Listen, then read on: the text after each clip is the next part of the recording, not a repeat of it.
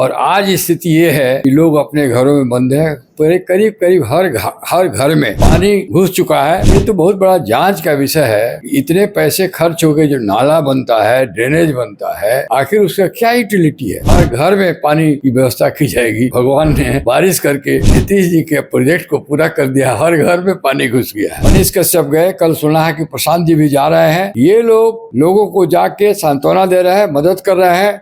बारिश कहीं खुशियों की सौगात लेकर आती है तो कहीं बारिश बड़ी आफत बनकर आती है।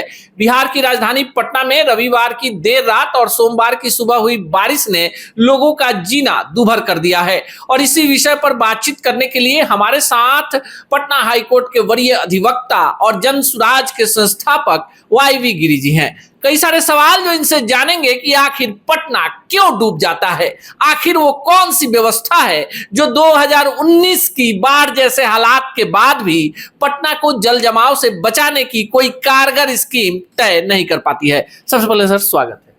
बहुत बहुत धन्यवाद, आपने मुझे मौका दिया अपना विचार रखने के लिए। पटना के नारकीय स्थिति को पर अपना मैं विचार जी देखिए, ऐसा कोई मोहल्ला नहीं है, पाटलिपुत्रा जाइए तो जाना ही मुश्किल हो गया है। पूरी व्यवस्था चरमरा गई है, ड्रेनेज सिस्टम फेल हो गया है। एक बार 2019 में बाढ़ आया, बाढ़ ही की तरह पानी आया, सारे लोग घर में बंद हो गए। और आज स्थिति ये है कि लोग अपने घरों में बंद हैं। करीब करीब हर घर में पानी घुस चुका है। कहीं कहीं लोग चौकी पर सो रहे हैं और बड़ा अच्छा लग रहा। हमको लगता है कि नीतीश जी का जो नल जल उन्होंने नारा दिया था कि हर घर में पानी की व्यवस्था की जाएगी, भगवान ने बारिश करके नीतीश जी के प्रोजेक्ट को पूरा कर दिया। हर घर में पानी घुस गया है। तो नीतीश जी का नल जल योजना लगता है कि पूरा हो रहा है बारिश के माध्यम से। और म्यूनिसिपैलिटी और state government, urban development department के फेलियर से, क्योंकि ड्रेनेज फेल है, पानी या तो रोड पर रहेगा या घर में रहेगा, स्थिति वही है। ये तो बहुत बड़ा जांच का विषय है। इतने पैसे खर्च हो गए, जो नाला बनता है, ड्रेनेज बनता है, आखिर उसका क्या यूटिलिटी है? घर में नारकीय स्थिति लोगों की हो गई है, लोग निकल नहीं पा रहे हैं, इससे बीमारी फैलेगा, बीमार लोग पड़ेंगे। अब बहुत जगह इतना पानी है कि अस्पताल में जाने का भी प्रयास करेंगे तो जा भी नहीं पाएंगे। स्थिति बहुत दयनीय है और सरकार को इस पर विचार करना चाहिए। जनता को ऐसी सरकार के खिलाफ आवाज़ उठाना चाहिए और जनसुराज का जो वो साथ देकर तख्ता पलटना चाहिए, सरकार बदलना चाहिए, परिवर्तन करना चाहिए। लोगों को जनसुराज को वोट देना चाहिए ताकि यहाँ का विकास हो सके। लेकिन एक बड़ा सवाल है, चूंकि पटना शहर को आपने बनते हुए अपने आंखों के सामने देखा है। 18 लाख की आबादी, पटना नगर निगम बिहार का सबसे बड़ा नगर निगम, सबसे पावरफुल नगर निगम। मशीनों से सफाई होती है, यहाँ पानी छिड़का जाता है मशीनों से, फिर जल निकासी की व्यवस्था। जैसे ही बारिश होती है शहर डूब जाता है। तो जिम्मेवारी किसकी होनी चाहिए? जिम्मेवारी यहाँ के कॉरपोरेशन का है और सरकार का है। बेसिकली सरकार का है। सरकार, कॉरपोरेशन भी तो हर चीज़ सरकार के ही मार्गदर्शन में करता है। सरकार ही को पैसा देना है कॉरपोरेशन को। और सरकार ने यदि पैसा नहीं दिया तो अलग बात है, दिया तो कैसे, उसका क्या यूटिलाइजेशन हुआ? तो ले दे के जो अर्बन डेवलपमेंट डिपार्टमेंट है गवर्नमेंट का, और इंटायर गवर्नमेंट का फेल्यूर है, गवर्नमेंट का स्कीम का फेल्यूर है, स्कीम के एग्जीक्यूशन का फेल्यूर है। कैसे इतना पानी ड्रेनेज नहीं निकल पाता है, इस पर तो complete failure of the government है।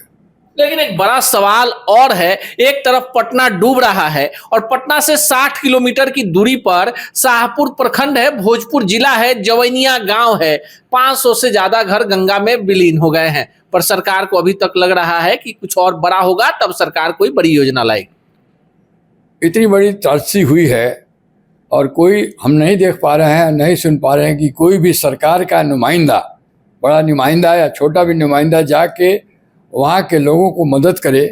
ये पॉलिटिकल पार्टी के लोग, मनीष कश्यप गए, कल सुना है कि प्रशांत जी भी जा रहे हैं। ये लोगों को जाके सांत्वना दे रहे हैं, मदद कर रहे हैं, लेकिन सरकार के कान पर कोई जू नहीं रेंग रहा है। ये सरकार बहरी हो गई है, अंधी हो गई है, गरीबों के और जो लोग पीड़ित लोगों के तरफ से इनका ये राजनीतिक गोटीबाजी में सरकार लगी हुई है। कैसे इनका चुनाव को करें, कैसे वोटर लिस्ट से नाम कटवाएं, ऐसा इसी सब में सरकार लगी हुई है। तो आपने सरकार की चर्चा कर दी, चूंकि आप अधिवक्ता हैं और कई लीगल मामलों में बिहार के जनहित मुद्दों को भी उठाते हैं। हाल ही में मानसून सत्र हुआ था। मानसून सत्र होता है तो बारिश और बाढ़ सुखाड़ पर चर्चा हो जाती है, पर आपने भी देखा होगा कि इस बार विधानसभा में हुआ क्या, किसने किसके बाप को चोर कहा, किसने किसको गाली दिया और बिहार की जनता का 4 दिन का करोड़ रुपया बर्बाद हो। देखिए, हाउस जो है, चाहे पार्लियामेंट हो, पहले तो स्टेट असेंबली का स्थिति ये है कि कभी क्वालिटेटिव डिबेट कोई इशू पर कैसे बिहार की प्रगति की जाए, क्या इशू है, इस पर कभी न विपक्ष ठीक से बोल पा रहा है न सरकार बोल पा रही है। दोनों एक दूसरे पर लांछन। अभी तो जो विपक्ष और जो ट्रेजरी बेंच है, दोनों मिलता जुलता है। किसी को, दोनों पक्ष को बिहार के विकास, बिहार के शिक्षा पर कोई इंटरेस्ट नहीं है। ये लोग आपसी कैसे लोगों को भ्रमित कर लोगों से वोट ले लें, जातिगत फैला, धर्म के नाम पर, जात के नाम पर, इसी में लोग लगे हुए हैं। अब तो पार्लियामेंट में भी कोई क्वालिटेटिव डिबेट नहीं देखने को मिलता है, वहाँ भी ऐसे ही सब चल रहा है। ये प्रजातंत्र का न्याय मंदिर है असेंबली और पार्लियामेंट। इस पर तो बिहार के विकास और देश के विकास पर चर्चा होनी चाहिए, कंस्ट्रक्टिव क्रिटिसिज्म होना चाहिए। सरकार को भी अपनी गलती हो तो उसको मान लेना चाहिए।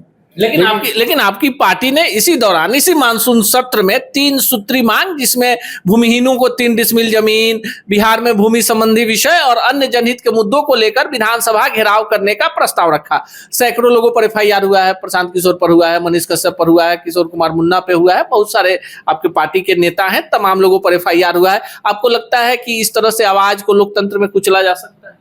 मैंने देखा है, आवाज़ कुचलने का प्रयास तो ज़रूर हो रहा है, लेकिन इससे आवाज़ कुछ रुकेगी नहीं। आवाज़ और बढ़ती जाएगी, लोगों का ध्यान और इस मूवमेंट पर, इस आंदोलन पर बढ़ रहा है। मैंने FIR को भी देखा है। FIR से कोई क्रिमिनल ऑफेंस नहीं बनता है। FIR तो FIR करने के लिए कर दिया गया है, खानापूर्ति की गई है। कोई प्रदर्शन यदि शांतिपूर्वक से हो रहा है तो वो कोई ऑफेंस नहीं है। ये हमारा राइट है, और राइट का एक्सरसाइज, आंदोलन करना हमारे संवैधानिक अधिकार है और लोग किए हैं, तो इसमें कोई अपराध नहीं है। चलिए, चलते चलते आखिरी सवाल फिर आपको छपरा के माझी लिए चलते हैं। महीने में पहले 2-3 बार जाते थे, आजकल प्रत्येक सप्ताह में 2-3 दौरा आपका हो जाता है। माझी से इतना प्रेम एकाएक YB गिरी जी को क्यों बढ़ गया है? नहीं, प्रेम नहीं बढ़ गया है। माझी तो बहुत पहले से, मेरा प्रेम पहले ही से था। माझी हमारा ननिहाल है, मेरा बचपन गुजरा है, हमारा समधियान है, बड़े तमाम हमारे रिश्तेदार हैं। और गोपालगंज से मैं आता हूँ, 1.5 घंटे में माझी पहुँच जाता हूँ। पटना से भी 1.5 घंटे में माझी। तो माझी से मैं रसा बसा हूँ पहले से। तो माझी के पिछड़ापन देखकर मेरे मन में आया कि इसको आगे बढ़ाया जाए, इसलिए मैं माझी आता जाता रहता हूँ। और माझी से चुनाव भी मैं लड़ने जा रहा हूँ जन स्वराज की तरफ से, ताकि माझी का विकास हो, पूरे बिहार का विकास हो, और उसमें विशेष रूप से मैं चाहूँगा कि माझी का विकास हो। माझी के लोग भी बहुत प्रसन्न हैं और बड़े फूले नहीं समा रहे हैं। जब से मैं बताया हूँ उनको, और जब मैं इससे जानना शुरू किया हूँ, और जब से ये न्यूज़ फैला है कि मैं चुनाव लड़ने जा रहा हूँ, बड़े लोग खुश हैं। धीरे धीरे तो लगता है कि मेरा चुनाव लोग ही लड़ लेंगे, मुझे कोई विशेष काम नहीं करना पड़ेगा। चलिए, माझी से चुनावी तैयारी है। पटना में जल जमाव को लेकर सरकार और म्युनिसिपल कॉर्पोरेशन यानी पटना नगर निगम को सीधे कटघरे में खड़ा करते हैं। विधानसभा के मानसून सत्र में जनहित के मुद्दों की जगह व्यक्तिगत मुद्दों को उठाने के लिए जनप्रतिनिधियों को भी कटघरे में खड़ा करते हैं, और अपनी पार्टी जनसुराज के द्वारा बिहार विधानसभा का घेराव किए जाने के दौरान सरकार के द्वारा दर्ज कराई गई मुकदमे को लोकतंत्र में सच की आवाज को दबाने वाली बात भी YB गिरी बताते हैं। बाकी आप इस पूरे प्रसंग में इनकी बातों से कितना इत्तेफाक रखते हैं, उसका समर्थन करते हैं, कमेंट बॉक्स में जरूर बताइएगा।